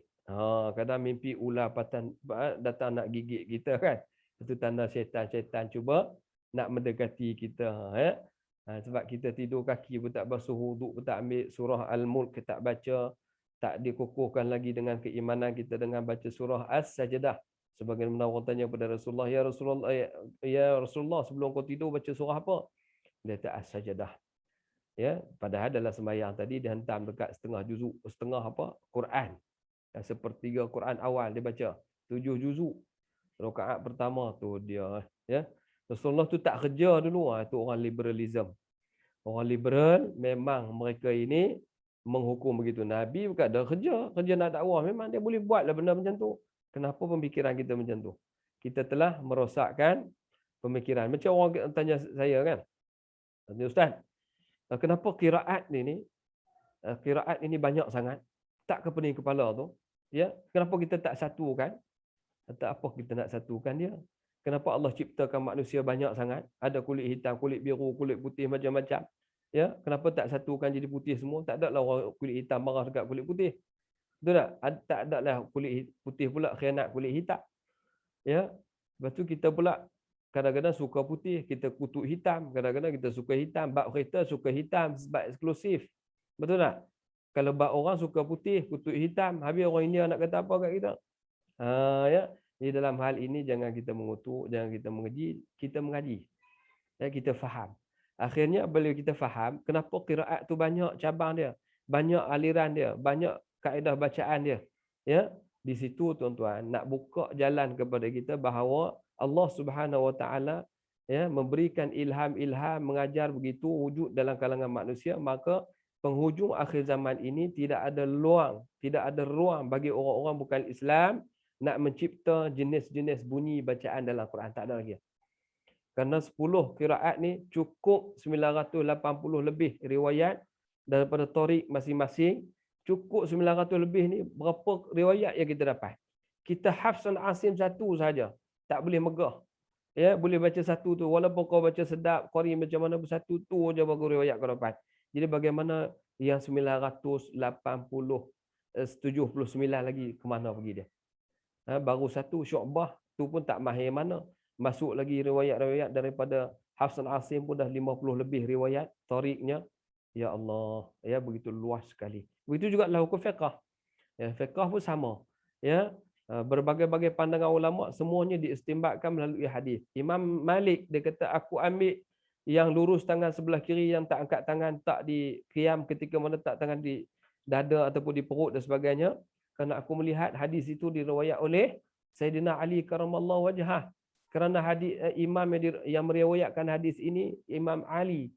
Ali itu siapa? Anak angkat Rasulullah, merangkap anak dia, menantu dia. Ya. Maknanya takkan dia tak boleh dipercayai duduk dengan Nabi je siang malam. Ya. Jadi dalam hal ini tuan-tuan dan puan-puan sekalian, nak menunjukkan Allah Subhanahu Wa Taala memberi apa sebagaimana kata Nabi, ikhtilaf ummati rahmah. Khilaf umatku itu ialah rahmat, iaitu membantu kepada semua hamba-hamba Allah yang berada di akhir zaman, yang tak boleh sebut solat, sebut solat boleh pakai. Orang yang tak boleh sebut yu'minu, sebut yuminu boleh terima. Tapi riwayat lain lah. Ya. Orang yang tak boleh baca, tak boleh angkat tangan, ya. Allahu Akbar, tangan keras, tak sah, maka dia boleh ikut riwayat ataupun Imam Malik. Ada yang tak boleh angkat tangan lebih sikit sampai ke perut pun dah letih, dia kena bawah pada pusat. Tak apa. Ada yang kalau tak bawah ni nyawa tak boleh. Asalkan makannya perut sengkak. Asal sengkak aja nak baca Quran dah tak boleh. Jadi dia letak di dada boleh lebih sesuai. Maka dia buatlah begitu. Benda itu semua boleh. Cuma setengah macam kita pandangan mazhab Syafi'i, kalau kita dah biasa dengan Syafi'i, ikut cara Syafi'i. Jangan mengutuk orang lain. Dan begitu juga orang yang boleh cara lain, jangan mengutuk Syafi'i. Kerana mereka itu adalah imam-imam mujtahid di sisi Allah Subhanahu Wa Taala. Orang yang sungguh-sungguh beriman pada Allah, bukan manusia yang berahli nafsu macam kita. Ya, kita ahli nafsu, tuan-tuan. Ya, maksudnya kita banyak leka daripada baik. Mereka ini banyak baik daripada leka. Satu keterlupaan mereka pada ilmu, mereka muhasabah, cek apa salah dia buat. Kita 100 lupa, tak pernah cek kesilapan, kita terus dengan kesilapan tu. Ini tuan-tuan sekalian, kelihatan. Jadi pada hari ini tuan, saya ambil sikit saja sebab ini mukadimah dulu. Sebab saya pun sedang berhubung dengan sahabat saya, ya, dan panduan imam dan makmum. Setelah kita selesai tertib minggu lepas, ya, daripada takbir muhtatimatun bitaslim, dan menunjukkan tertib itu susun daripada awal sampailah bagi salam pertama. Ya, salam kedua tu membatalkan solat lah, ya. Pertama tu yang wajib salam, yang tak wajib jawab tapi dia bagi salam. Itu salah satunya. Maka selesailah kita bicara tentang perbuatan rukun-rukun solat, sunat-sunat hai'ah dan sunat ab'ad di dalam fardu solat. Kita sambung sikit. Setelah selesai perkara itu, dia ada keterkaitan lah pula. Sembahyang tu seorang ke, nak berjemaah. Ya, bila berkaitan dengan solat, mestilah Nabi kata solat 20. 20 apa? Solat nak dapat 20 pahala yang lebih, mestilah solat berjemaah. Sebagaimana kata Nabi, ya, dalam nanti kita masuk, ya. Baik, kita cerita sikit mukadimah kitab ni. Kita akan pilih kitab panduan imam dan makmum. Jadi dalam solat kita kena faham, ya, kena faham. Sebab dalam solat kita digalakkan solat berjemaah, tak digalakkan solat berseorangan. Sebab tu dalam hal dia ada solat i'adah. I'adah ni solat ganti. Ganti, ya. Maksudnya ganti ni solat bukan biasa i'adah gantilah. Tetapi ada orang yang solat, tadi dia solat seorang-seorang, tiba-tiba kawan datang rumah, tiba-tiba kita singgah di masjid, orang baru nak sembahyang. Ya, tadi kita dah buat jamak dah. Ya, boleh tak kita nak start balik? Jamak tadi pula sembahyang seorang, ya. Maka kita nak buat balik jamak, maka nak sembahyang berjamaah sempurna. Boleh. Dia panggil i'adah, solat semula. Ya, solat semula sekali lagi kerana ini lebih baik berjamaah, ya. Solat sekali lagi. Maknanya orang itu suka beribadah. Kita ni beribadah ni tuan-tuan, ya, beribadah ni kebiasaan kita bilang betul-betul, tak kurang sebiji. Betul tak? Nak menambah jangan. Nak cukup je. Tetapi kita tak nilai pula ketika mana kita ibadat itu banyak kita leka. Betul tak? Kita tak khusyuk, ya. Kita tak khusyuk, kita tak muhasabah, tetapi tak cukup rukun, tak cukup apa kita kira. Sebab apa? Kalau kita nak tambah ba'diyah tu 4, qabliyah 4 seperti zuhur, jangan duk tambahlah, kita kerja tu sunat je, kerja lagi wajib. Betul. Maknanya hati kita belum ada kait, belum rasa kecintaan pada Allah betul-betul. Sedangkan orang yang cinta pada Allah, bagaimana Nabi, kalau boleh nak sujud selama-lamanya. Sebab tu kita contoh bab sujud yang lalu kan, bagaimana malaikat yang sujud tak berhenti-berhenti. Yang rokok dia. Sehinggalah satu hari Rasulullah bila diangkat ke Isra' dan Mi'raj, lalu di hadapan orang malaikat yang sedang sujud. Lalu malaikat yang sujud ni bangun. Tengok sekejap. Oh, inilah kekasih Allah. Ya. Sehinggalah jadi syariat zaman kita, solat ada di antara dua sujud tu, ya. Hikmahnya. Kerana malaikat yang sujud itu patutnya mereka kasih ke Allah, tak nak angkat dah kepala. Betul kan macam tu? Nak cerita betul atau tidak, Allah ciptakan mereka begitu, maka begitulah mereka. Kita diberi kelonggaran angkat, diberi kelonggaran berjalan, diberi kelonggaran yang lain pula, rukuk, sujud dan sebagainya. Itu kelebihan yang Allah bagi pada manusia. Baik. Maka dalam hal ini tiada halangan, ya, tiada halangan. Jadi saya pilih panduan imam dan makmum ni kerana dalam solat dia perlu wajib bagi kita solat berjemaah, ya. Dulu ada hukum solat, ya. Dalam bab ni ada, ya, bab imam makmum ni ada solat berjemaah. ada hukum dia fardu kifayah, ada hukumnya fardu ain, ada hukumnya sunat dan sebagainya. Jadi kita akan jumpa nanti. Cuma mukadimah dulu pada hari ini sebagai pengenalan, saya akan pilih buku ini kalau sekiranya tuan dia Ustaz Muhammad Hazri Hashim. Kita pindah sikit ke slide yang lain ya. Okey. Slide berikutnya iaitu kita tengok ni tuan dia. Ustaz Muhammad Hazri bin Hashim Al-Bindani, dilahirkan di Penang, Kedah dan mendapat pendidikan agama di Sekolah Menengah Agama Taufiqah Kedah lah. Sekolah yang terbakar budak 27 orang meninggal tu kan. Dan sekolah apa? Taufiqah Kedah dan SMKA di Masyhur Pulau Pinang, kemudian masuk tahfiz Al-Qiraat di Mesir ya. Jadi dia telah menyusun buku ini. Buku dia sebagaimana saya tunjuk kepada tuan ni. Sebenarnya yang kulit awal tadi tu yang saya tunjuk di mukadimah tu, buku dia adalah buku cetakan yang keberapa dah. Ini cetakan pertama ya, cetakan pertama beliau yang beliau telah lakukan pada 2000 berapa belas dulu, 2017 ya, lebih kurang begitu. Dalam buku dia masalah imam dan makmum ya, masalah imam dan makmum. Jadi bila selesai bab ibadat, kita cerita bab taharah, bab ibadah, bab solat, maka apa yang lebih afdal untuk kita solat tadi, maka saya pilih bicara tentang imam dan makmum ya, imam dan makmum. Kerana kadang-kadang kita seronok pergi masjid, kita jadi makmum tapi kita tak tahu berada di belakang imam tu siapa. Kadang-kadang kita kata di masjid tu dah direservekan tempat duduk imam, tempat duduk di belakang imam tu 3. Kadang-kadang kita ni tak peduli ya, hak ni hak imam, ni hak Bilal, dia tengok kosong hak Bilal tu dia angkat. Kadang-kadang letak tag tu, kita ubah lagi, kita duduk di belakang tu, dia akan nak peduli dah ya.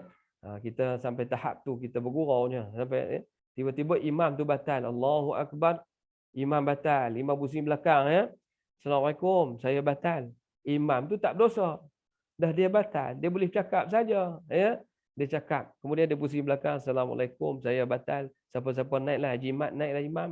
Ya, Haji Mat tu pula di ujung sana nak naik macam mana? Ya, sebab dia kena Haji Mat je, sebab tempat Bilal tadi dirampas oleh jemaah yang tak faham. Lepas tu imam kata batal, dia naik ya.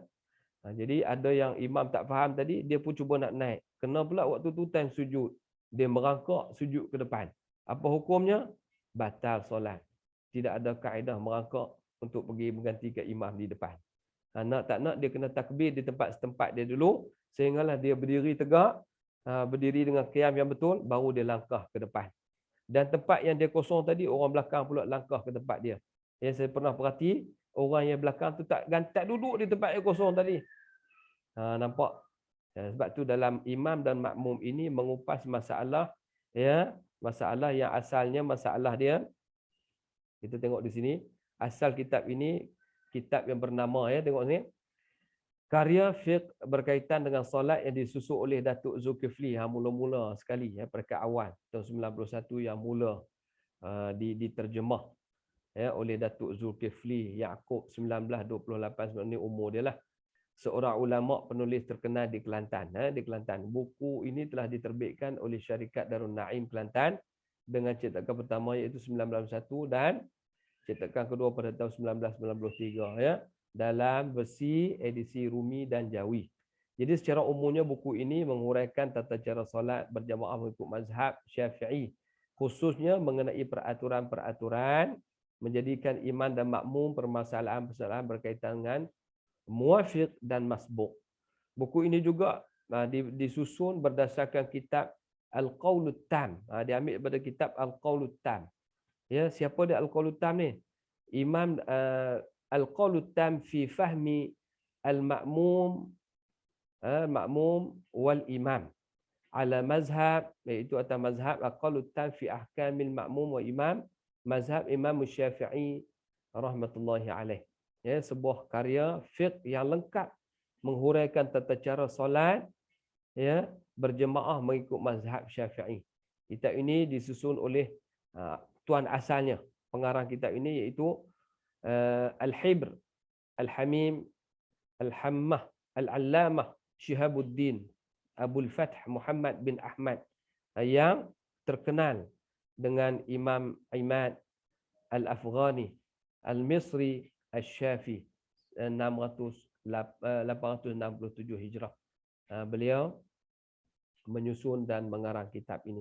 Jadi ulama Malaysia iaitu Datuk Yusof Zaki Yaakob ni, orang Kelantan, mula-mula karang kitab ini, diterjemahlah kitab bahasa Melayu ya di Malaysia lah. Terkenal lah di kalangan Malaysia untuk kitab fiqh mazhab Syafi'i ya. Kenapa kita hadkan mazhab Syafi'i? Kerana di Malaysia lebih sesuai dengan mazhab itu dan terkenallah mazhab Syafi'i ya. Tapi tuan nak tambah mazhab lain pun tak apa. Jadi kita bicara dulu bab mazhab Syafi'i, masalah imam dan makmum ya. Jadi tuan yang dirahmati Allah sekalian, inilah kitab yang saya cadangkan untuk menambahkan lagi kefahaman kita. Kadang tadi kita dah sempurna dah wudu, sempurna dah solat. Sekarang ni nak sempurnakan apa pula? Cara kita ibadat. Nak solat di rumah ke, seorang diri ataupun berjemaah. Jadi dengan kitab yang kita guna ini, Ustaz Hazri Al-Bindani ini, dia buat terjemahan ya. Dulu ulama kita nak karang kitab, dia takut. Ya, dan karang kitab pun tersembunyi di pondok-pondok dia saja. Sekarang ni kita keterbukaan ya. Jadi makin ramai ulama-ulama, makin ramai ustaz-ustaz yang mahir dan mampu dalam bahasa Arab untuk menterjemah. Jadi salah satu kitab ini iaitu Ustaz Hazri Al-Bindani. Kalau tuan-tuan tengok YouTube pun ada ya. Dia selalu buat daurah kitab imam, masalah imam makmum. Tuan-tuan tengok je dalam YouTube ada perbahasannya. Jadi pada hari ini kita ambil sikit sahaja ya sebagai mukadimah. Insya-Allah minggu depan kita tambah lagi ya. Kita tambah, dan kalau boleh dapat kitab lagi cantiklah. Kalau tak dapat, saya terpaksalah sebab PDF tak ada dalam PDF. Mungkin cetakan kitab sahabat-sahabat lain adalah, tapi cetakan beliau tak, sebab dia banyak orang beli dengan dia melalui direct dengan online dengan dia akan post dan sebagainya. Saya bukan ejen beliau walaupun saya sahabat beliau sejawatan, dan dia juga adalah sepupu kepada saya. Jadi bukan taksub pada dia, tapi oleh kerana biasa dengan dia, dan dia juga adalah seorang yang mahir dalam ilmu qiraat ya, dan juga mahir dalam bidang fiqh ibadah ya. Jadi oleh kerana kita kenal, kita tahu dia mahir, kita guna kitab dia. Kalau masalah tersilap dan sebagainya, kita boleh rujuk terus pada orang yang masih ada ini ya. Sebab tu saya pilih kitab ini. Jadi sekiranya tak dapat tuan-tuan, kita terpaksa buat slide beginilah ya, daripada kitab dia. Daripada kitab ni saya akan copy masuk ke slide untuk tuan-tuan baca ya. Lepas tu kita kongsilah, kalau tak keberatan kita kongsi di dalam edaran ya. Tuan-tuan boleh baca juga ya, edaran maklumat, nota-nota ya. Baik, untuk mukadimah hari ini kita mula sikit dulu apa yang dibicarakan dalam kitab ini, iaitu hadis asas ya. Yang pertama disebut hadis asas berkenaan peraturan solat berjemaah. Innama ju'ilal imamu liyutamma bihi fala takhtalifu alaihi fa idza kabbara fakabbiru wa idza raka'a farka'u wa idza sajada fasjudu. Ini arahan pertama. Ya, bagaimana kata Nabi SAW, sesungguhnya dijadikan imam itu supaya diikuti makmum. Oleh itu janganlah kamu menyalahinya. Jika dia bertakbir, hendaklah kamu ikut takbir. Apabila dia rokok, hendaklah kamu ikut rokok. Dan apabila dia sujud, hendaklah kamu sujud. Rasulullah SAW sebut lagi, wala tastabiquni birruku'i wala bisujudi wala bilqiyami wala bilinsirafi fa inni arakum amami wa min khalfikum. Apa maksud dia? Kita tengok. Janganlah kamu mendahului dengan rokok aku, kata Nabi. Tidak pula dengan sujud aku. Tidak pula dengan bangun berdiri, dan tidak pula dengan keluar daripada sembahyang. Kerana aku dapat melihat kamu daripada hadapan dan belakang. Ini kata Nabi. Tuan-tuan sekalian, dalam panduan solat Nabi sebut apa? Jangan mendahului Rasulullah. Nabi cerita, sebab Nabi sebut dalam hadis dia, solatlah kamu, sallu kama ra'aitumuni usalli. Tengoklah bagaimana aku solat.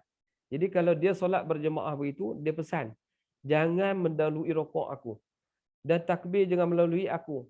Ya, dan rokok, sujud dan sebagainya sehinggalah habis. Kata Nabi, aku melihat kamu, ya, aku melihat kamu dari hadapan dan belakang. Kenapa Nabi ada dua biji mata kah? Ya, adakah Rasulullah ada mata satu lagi belah belakang? Ya, ada sebelah tepi dan sebagainya? Tidak, tuan-tuan sekalian. Nabi mata macam kita, makhluk serupa kita, ya, bulu kening pun di sini, dia tak ada di bawah, sama aja. Ya, bulu mata pun cuma dia akhalul ainain. Bulu mata dia lebat sikit. Adhabul ashfar, ya. Bulu kening tebal menyambung, ya. Bulu mata pula lentik. Ya. Sebab tu kalau kita tengok orang yang bulu mata lentik ni cantiklah, ya. Orang kata cantik tu sebab dia tambah lagi maskara, tambah lagi apa, cuma nak bagi cantik. Sebab asal orang Arab ni memang lebat bulu mata, bulu kening pun tebal, ya. Jadi kenapa cantik? Sesuailah mereka yang duduk di kawasan pasir, ya, kawasan-kawasan pergunungan, banyak bulu di sini, banyak tebal di sini. Kerana apa? Dengan tebalnya bulu mata dan sebagainya, boleh menepis debu-debu, ya, mengurangkan kesejukan dan sebagainya. Kita berada di Khatulistiwa sebelah sini, kalau tak cukup tebal bulu kening tu, belilah kain. Ya. Kita tak boleh banyak bulu, tak boleh banyak tebal bulu mata. Nanti kita tak nampak, jadi macam payung. Sebab apa? Negara kita panas, tuan-tuan. Nabi SAW nak bercerita kepada kita, Nabi hanya 2 biji mata macam kita. Cuma Nabi kata, aku boleh lihat kamu daripada depan dan belakang. Kerana apa? Kerana kata Nabi, Jibril akan cerita dekat aku, apa yang kamu buat tak betul. Kita pernah ceritakan, Sayyidina Abu Bakar datang lewat, tiba-tiba nak potong pakcik, nak potong, tak potong. Sampai depan masjid, pakcik tu terus je. Dia bukan Islam. Ya, Kristian. Lalu dia pun sembahyang, ya, oleh kerana dia sampai-sampai dalam keadaan masbuk tadi, ya, terus Allahu Akbar rokok. Alhamdulillah. Orang yang syukur, tuan-tuan. Kita kalau orang bagi RM1, kita nak 1,000. Yang RM1 ni kita tak syukur dah, tuan-tuan, ya.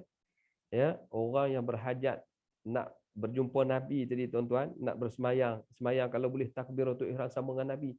Sebagaimana sahabat Nabi yang jumpa Rasulullah, dia kata, ya Rasulullah, aku ada kehilangan sekian-sekian. Kata Nabi, hilang apa? Lalu kata Nabi dalam cerita itu, ada dalam kitab ni ada cerita, Nabi kata, kehilangan, aku ingat kau ni terlepas apa? Terlepas takbiratul ihram bersama imam. Kerana takbiratul ihram bersama imam ni, apa kata Nabi? Hilang luputnya kamu tak bersama dengan imam takbiratul ihram tadi itu, tak murafaqah, ya, dengan imam, merugikan kamu kerana waktu itu pahalanya sebanyak unta di bumi ini. Nampak tak? Kalau kamu tak sempat bersama imam tadi, takbiratul pertama tu, umpama hilangnya pahala kamu, kalau harta kamu tu umpama unta yang ada sebanyak unta di bumi ini. Banyak tak? Banyak pahala. Kita nak bilang tak cukup. Baru takbiratul ihram. Sebab itu Abu Bakar As-Siddiq, dia rasa sayang tak sempat bertakbiratul ihram bersama Nabi. Bila dia sampai-sampai sempat juga satu rakaat dengan Nabi, ya, Allahu Akbar, ya, maknanya dikira bersama dengan takbiratul ihram walaupun dia masbuk, ya. Dia masbuk tu sebab nak menghormati orang di depan dia. Orang tua yang jalan lambat-lambat, ingatkan nak ke masjid, rupanya bukan Islam. Lalu dia pun Alhamdulillah sampai ke Allah. Bila sampai pada Allah, Jibril terus tengah Nabi rokok itu, Jibril kata, wahai Muhammad, kau bangun daripada rokok ini, kau sebut apa? Sami'allahu liman hamidah. Adakah kita solat, tuan-tuan? Nabi Jibril, adakah kita solat kita tu, kita bangun daripada rokok, ataupun kita sampai-sampai sempat rokok masbuk dengan imam, kita sebut Alhamdulillah. Ya, orang yang sebut Alhamdulillah ini, dia syukur sebab dia rasa satu nikmat dalam solat. Kita kalau terlepas tu imam dah rokok, imam dah sujud, kita tunggu lagi imam tu tak berdiri balik, kita buat betul kepiah lah, ya. Kamu kepiah ni sengit sikit. Betul sejadah sakit, kibah-kibah apa, ridak lah, ya, lipat tangan baju tarik bagi betul. Padahal Nabi kata ikut walaupun kita ketinggalan dalam rukun ya, walaupun terlepas daripada rukuk tadi, kita cepat-cepat rukuk sama dia walaupun terlepas, kita tambahlah rakaat. Sujud bersama imam walaupun sujud tu dah luput dah. Waktu tak kira rakaat ya. Kita sujud ikut sekali bersama Nabi. Ya, kerana sifat kita rasa alhamdulillah ya, walaupun tak cukup rukun. Macam Abu Bakar ni sempat rukun ya. Tak sempat pun ikut sekali. Jangan duk pi tunggu bagi habis. Tunggu bagi imam tu, kita pun duk betul jadah, lipat mukibas kain betul jam. Sapu air muka, ambil tisu, sapu. Oh, ya, tak payahlah. Ikut sembahyang tadi. Kerana fadilat dia, solat berjemaah walaupun kita terlepas, kita cuba ikut sekali, banyak fadilatnya. Okey, tengok di sini. Ada hadis itu sebut amman yakhsha alladhi yarfa'u ra'sahu qabla al-imam ay yuhawwila Allahu ra'sahu ra'sa himarin aw yaj'ala Allahu suratahu surata himarin. Kata Nabi SAW dalam hadis ini, janganlah orang-orang yang mengangkatkan kepalanya mendahului imam itu tidak merasa takut Allah akan mengubahkan kepalanya menjadi kepala himar ataupun menjadikan rupanya seperti muka himar. Ya, ni Nabi umpamakan dalam hadis ini. Menunjukkan bahawa orang-orang yang mendahului imam, ya, dia sujud tu imam tak sampai lagi, dia sujud dulu. Ya, ada orang bila imam tu takbir Allahu akbar, Allahu akbar, dia lagi kuat. Ya. Tiba-tiba makmum yang datang lewat tadi, dia ingat imam rukuk, dia takbir lebih pada imam. Allahu akbar. Imam sebut slow je, dia pun Allahu akbar. Ya, orang baru sampai tadi, dia pejam mata, dia di antara nu'as. Nu'as atau nu'as, di antara celik dengan tidur. Ya, banyak hari Jumaat, banyak orang-orang lelaki, tuan-tuan boleh test. Test kat suami ya, yang suami isteri lah. Ya, test suami tengok. Kalau dia balik Jumaat, abang-abang, hari ni khutbah tajuk apa bang? Ya, cuba tanya suami. Kalau suami kita tajuk hari ni Islam dan apa pengamalan. Contohlah, hari ini adalah memilih pemimpin yang terbaik. Contohnya, tajuk khutbah tu. Kalau dia kata, abang ingat tapi lupa. Maknanya abang tu tidur. Kan? Nu'as. Nu'as ni dia tak tidur, tuan-tuan. Dia tak tidur. Tetapi dia dalam keadaan separuh sedar. Iz yughashi kumun nu'asa amanatan. Kata Allah Ta'ala dalam Quran pada sebut. Nu'as. Nu'as ni dia di antara sedar dan tidur. Ya, dia dengar imam cakap. Macam kita lah, kalau tolong ngantuk macam dalam kelas ni kan. Kita tunggu, dia antara dengar dan tidak. Tidak dan dengar. Dengar dan tidak. Cuba tanya, ingat tak? Dia tak akan ingat apa yang diberitahu. Dia tak akan celik mata dia. Ya, kalau dibiarkan, dia akan terus hilang akal. Tidurlah. Kalau dikejutkan balik cucu, Tuk tak tidur pun. Dia marah pula cucu. Tuk tidur? Bila aku tidur? Tajuk apa hari ni? Apa dia imalah ke? Padahal cerita bab imam dan makmum. Dia kata masalah masyarakat. Jadi jauh maksud dia sebab dia tidur. Itu dipanggil nu'as. Nu'as ni idhurashi kumun nu'as sa'amanatan. Maksudnya apabila dia diselubungi mengantuk yang dahsyat, yang amat sangat. Kita ni bila waktu khutbah tu, kita mengantuk sangat ni. Tak lena pun tapi sungguh-sungguh. Khutbah imam sebut jaga, tapi orang sebelah tadi tidur kan. Bila saya tidur? Dia kata, tak mengaku tidur. Tobat dia tak mengaku. Sebab dia kata dia sedar. Sedar apa? Dia nu'as. Dia macam tu. Senguk. Senguk hak paling dahsyat kali, berdekur sekali. Tu Wallahualam lah. Biasa kalau berdengkur ni dia hilang ingatan. Bila hilang ingatan maksudnya dia tidur betul lah tu. Kalau berdengkur ni dia kena wuduk semula. Ya, kalau belum lagi dia kira nu'as. Tidur ya, dia separa tidur. Dia dengar tapi tak ingat apa. Boleh test kat suami dan anak-anak. Ya, itu yang isteri lah. Jangan ni ustaz suruh test. Jadi saya nak kena marah. Ya, bukan nak cerita kata suruh test suami, tidak. Nak cerita kata tidur atau celik ketika mana nu'as sedar ataupun tidak. Nu'as ni dia diselubungi mengantuk yang amat sangat. Dia mengantuk. Ya, tapi dia tak lena. Sebab dia sedar dia ibadat. Dapat tak pahala Jumaat? Boleh dapat. Tapi jangan sampai berdekur, takut hilang pahala. solat tak sah sebab tidur, batal solat wuduk ya.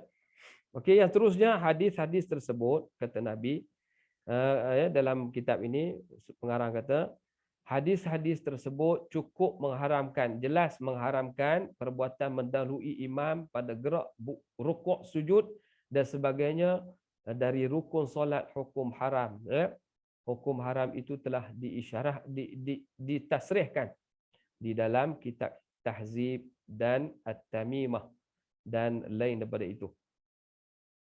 Tuan-tuan sekalian, nak teruskan lagi ke? Saya rasa panjang ni.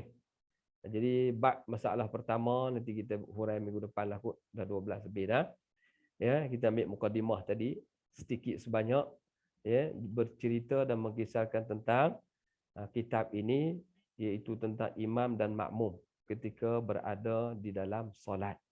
Ada adab imam, ada adab makmum. Imam kena ada ilmu, makmum kena ada ilmu. Ya, imam kena belajar bab solat, makmum kena belajar bab solat. Ya, jadi sama-sama ada kefahaman membantu solat kita lebih khusyuk dan lebih diterima oleh Allah Subhanahu Wa Taala. Tuan-tuan dan puan-puan sekalian, sebagai mukadimah awal ya pada hari ini tentang kitab masalah imam dan makmum. Sekiranya dapat kitab, saya boleh saya adalah daripada tuan-tuan lah tak ada, nak dapat macam mana, nak post susah dan sebagainya, nanti saya boleh bagi nombor Ustaz Azri ini, tuan-tuan boleh ambil lah dan berhubunglah dengan dia nak dapat kitab macam mana, ataupun saya buat macam ni lah, saya copy dia punya slide ni, kitab ni isi-isinya saya masuk dalam slide.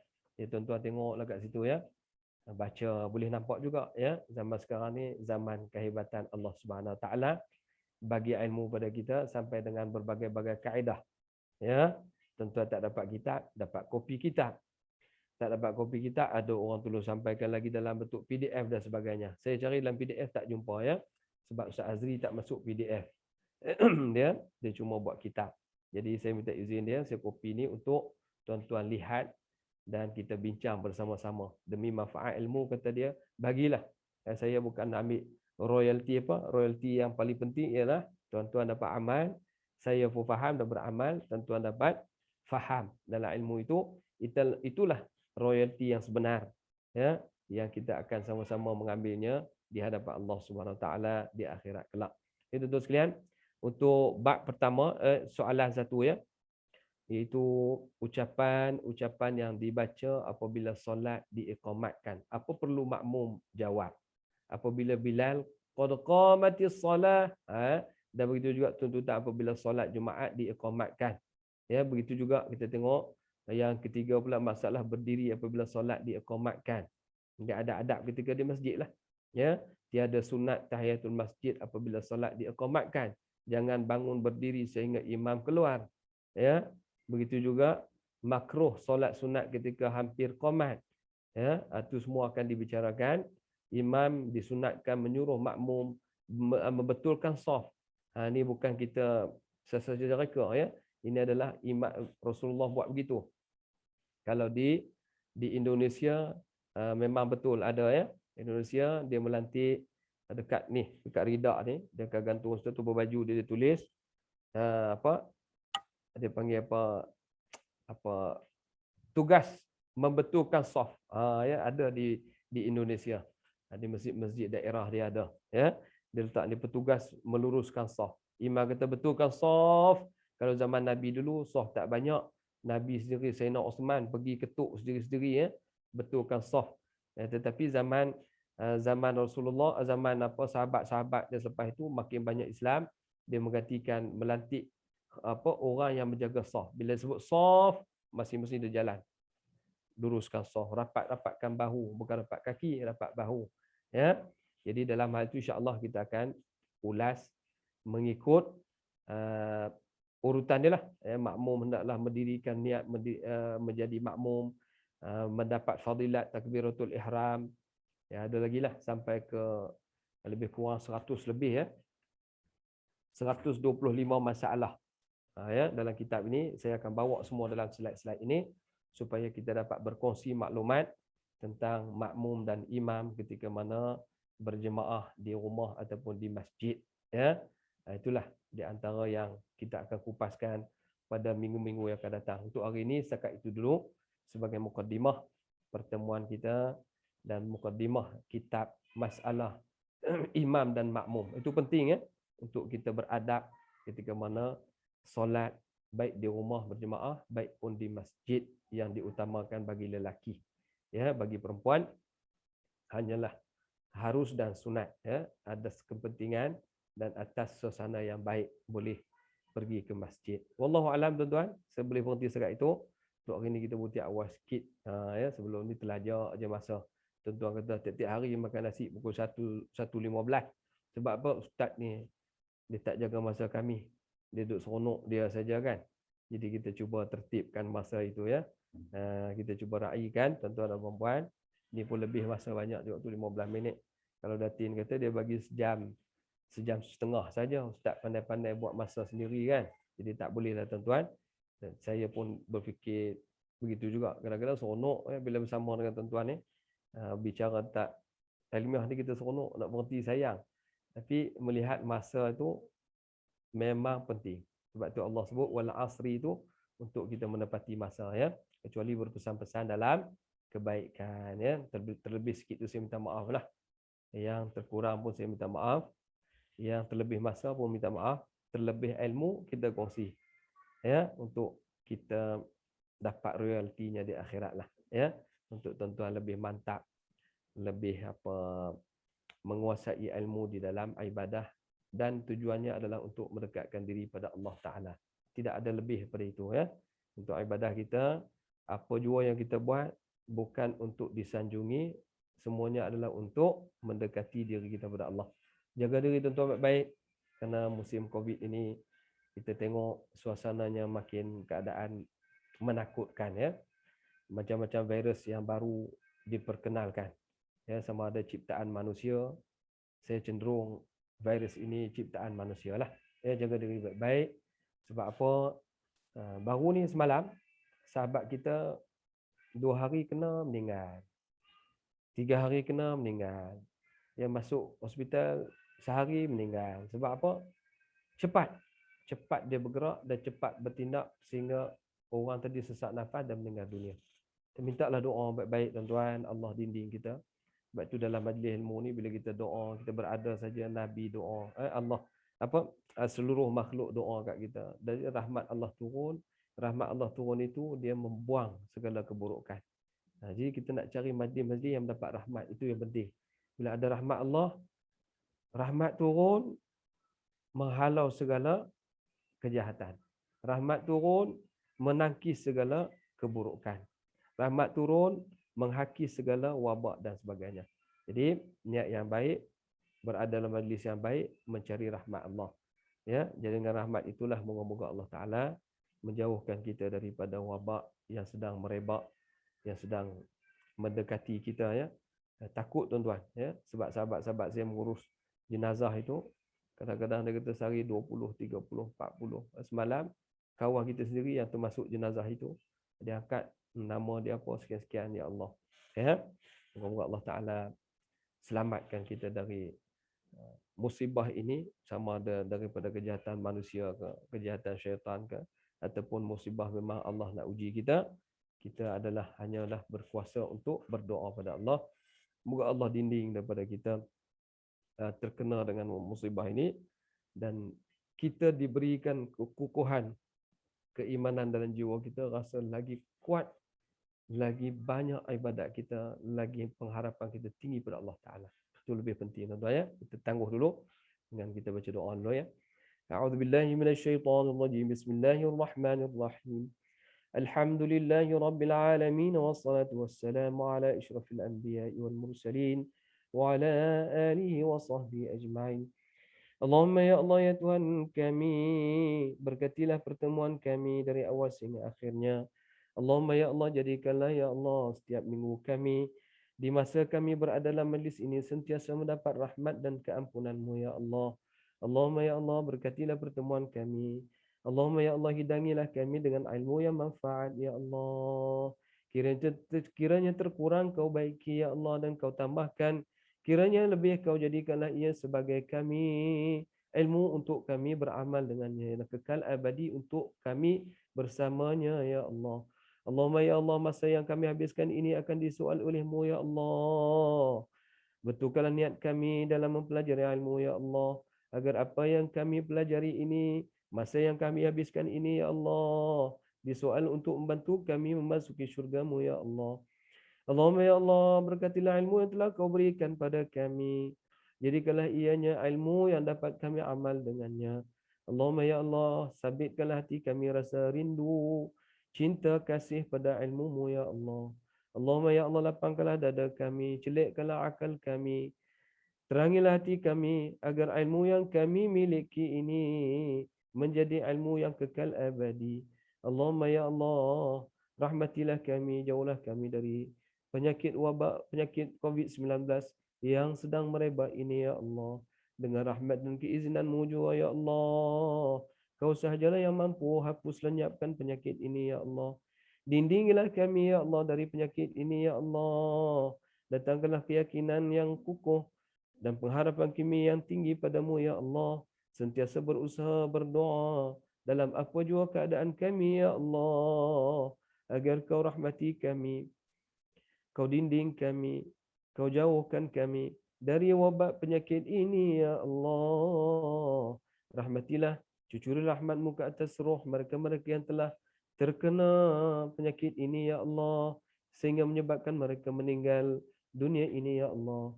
Mudah-mudahan mereka dirahmati oleh-Mu ya Allah, diringankan bebanan azab pada mereka, dijadikan kubur mereka dari taman syurga-Mu ya Allah. ربنا عليك توكلنا وإليك أنبنا وإليك المصير. وصلى اللهم على سيدنا محمد وعلى آله وصحبه أجمعين والحمد لله رب العالمين. تقبل الله منكم.